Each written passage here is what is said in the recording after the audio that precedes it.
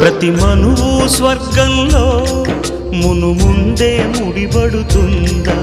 ఆ మాటే నిజమైతే ఈ చట్టం విడగొడుతుందా?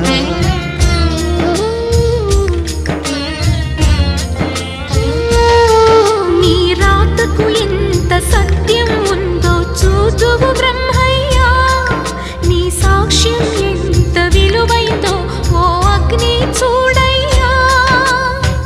నువ్వు రామా అరుంధతి, ఇదే నీ దర్శన ఫలమైతే ఎటైనా దాగిపోవమ్మా. నిజంగా పెళ్ళికి బలముంటే సూటిగా ఇటు దిగి రావమ్మా.